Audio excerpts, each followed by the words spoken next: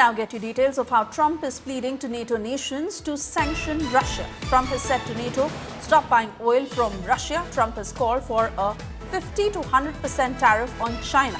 Trump has also said more tariffs on China will weaken Russia. In fact, adding, if NATO does as I say, he quoted, the war will end quickly. That, according to a letter sent by Donald Trump to all NATO nations and the world. In this letter, he stated, I am ready to do major sanctions on Russia when all NATO nations have agreed and started to do the same thing. And when all NATO nations stop buying oil from Russia, as you know, NATO's commitment to win has been far less than 100%, and the purchase of Russian oil by some has been shocking. It greatly weakens your negotiating position and bargaining power over Russia.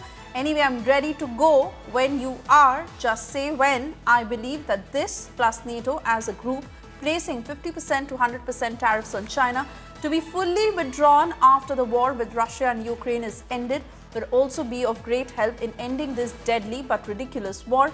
China has a strong control and even grip over Russia, and these powerful tariffs will break that grip.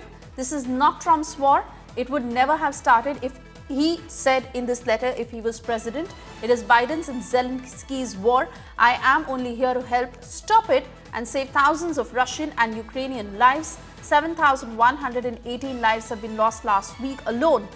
If NATO does as I say, the war will end quickly and all of those lives will be saved, unquote. Let's get further details on this letter from my colleague Geeta Mohan, who now joins us on the phone line. Geeta, over to you. Well, this is Donald Trump pivoting clearly, Suesha, because we do know that there was some conciliatory note and message that was sent by Donald Trump to India and to Prime Minister Modi.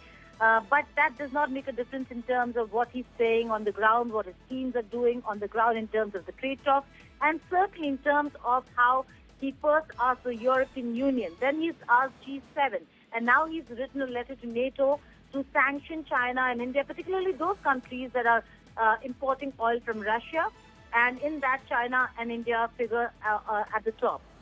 So yes, this is yet again Donald Trump targeting India.